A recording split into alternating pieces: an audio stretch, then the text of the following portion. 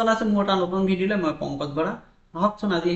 আমাৰ ইতিহাসতনো কি আছে ঘটনাবিলাক একবাৰ চালি জাৰি চাওঁ 7 মাৰ্চ ইতিহাসৰ সোণালী পৃষ্ঠা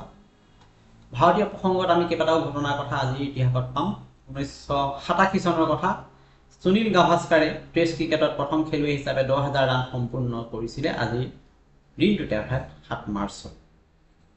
ঠিক তেনেকৈ 1961 চনত পণ্ডিত গোবিন্দ বল্লভ পন্তৰ মৃত্যু হৈছিলে 7 মাৰ্চ তাৰিখে স্বাধীনতা সংগ্ৰামৰ এগৰাকী নেতা আৰু উত্তৰ প্ৰদেশৰ মুখ্যমন্ত্ৰী আছিল 1949 চনত আজিৰ দিনটোতে গোলাম নবী আজাদৰ জন্ম হৈছিল তেওঁ আছিল প্ৰাক্তন কেন্দ্ৰীয় স্বাস্থ্য মন্ত্ৰী আৰু জম্মু কাশ্মীৰৰ মুখ্যমন্ত্ৰী গতিকে আজিৰ দিনটো গোলাম নবী আজাদৰ জন্মদিন হিচাপে আমি তেওঁক জনাব পাৰো শুভেচ্ছা ঠিক তেনেকৈ 1949 চনত আজিৰ দিনটোতে জন্ম হৈছিল অনুপম খেৰ যি নেকি বিশ্বৰ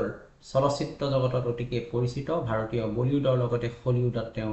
সুন্দৰ অভিনয়েৰে নিজকে প্ৰতিষ্ঠা কৰিবলৈ সক্ষম হৈছে বলিউডৰ অন্যতম বহুমুখী অভিনেতা অনুপম খেৰৰো আজি দিনটোতে জন্মদিন 1920 চনত পণ্ডিত ৰবি শংকৰৰ জন্ম তেওঁ আছিল বিখ্যাত সেতাৰ বাদক 1956 চনত আজিৰ দিনটো 7 মাৰ্চত এক জামছেদপুৰত ডাঙৰ ষ্টীল টিউব প্লাণ্ট উদ্বোধন কৰা হৈছিল যি নেকি ভাৰতীয় ষ্টীল কোম্পানী বা লুটিখা উদ্যোগৰ ক্ষেত্ৰত এক নতুন বাতাবৰণ সৃষ্টি কৰাত অৰিহণা যোগাইছে ষ্টীল টিউব প্লাণ্টে ভাৰতীয় অৰ্থনীতিত এক গভীৰ প্ৰভাৱ পেলোৱা আমি পৰিলক্ষিত হৈছে গতিকে আজিৰ 7 মাৰ্চ তাৰিখটো জামছেদপুৰত এই ডাঙৰ ষ্টীল টিউব প্লাণ্ট প্ৰতিষ্ঠা কৰাৰ দৃষ্টিকোণৰ পৰা ভাৰতীয় অৰ্থনীতিৰ বাবে অতি গুৰুত্বপূৰ্ণ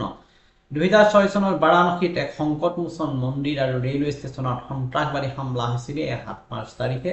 গতিকে তাক আমি বাৰাণসী হামলা হিচাপেও আজি স্মৰণ কৰিব পাৰোঁ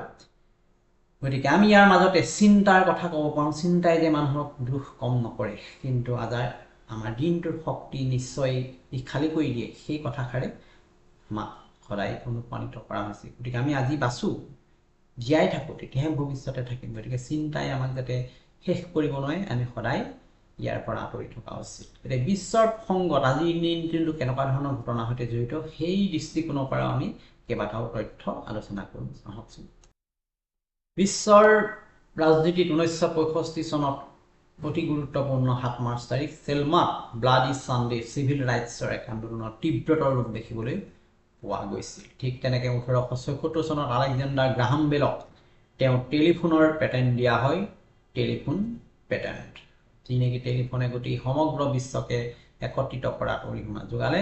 সেই গ্ৰাহাম বেলক পেটেণ্ট দিয়া হৈছিল আজিৰ 7 মাৰ্চ দিনটোতে 1971 চনৰ কথা শেখ মুজিবুৰ ৰহমানৰ ঐতিহাসিক ভাষণ বাংলাদেশৰ মুক্তিযুদ্ধৰ সংকেত গতিকে এইটো ঘটনা বাংলাদেশ সৃষ্টিৰ এটা আঁৰৰ অতি গুৰুত্বপূৰ্ণ আজিৰ দিনটো 1979 চনত ভয়েজাৰ 1 মহাকাশযান জুপিটাৰ গ্ৰহত উপনীত হয় অৰ্থাৎ বৃহস্পতি গ্ৰহত উপনীত হোৱা ভয়েজাৰ 1 মহাকাশযানখন আজিৰ 7 মাৰ্চ তাৰিখতে উপনীত হোৱাৰ এক উৎকৃষ্ট আমি উদাহৰণ পাবলৈ সক্ষম হৈছোঁ গতিকে সকলো শুভাকাংক্ষীক ধন্যবাদ জনালোঁ মোৰ এই ভিডিঅ' চোৱাৰ বাবে এনেকুৱা ধৰণৰ ভিডিঅ' পাই থাকিবলৈ মোৰ ফেচবুক পেজ পংকজ বৰাক অনুসৰণ কৰিব নাপাৰিব ঠিক তেনেকৈ মোৰ ইউটিউব চেনেল জ্ঞান সাগৰ চলিউশ্যন নিশ্চয় চাবলৈ নাপাৰিব কোনো এটা নতুন ভিডিঅ' লৈ অহাৰ প্ৰতিশ্ৰুতি আজি আহিছোঁ নমস্কাৰ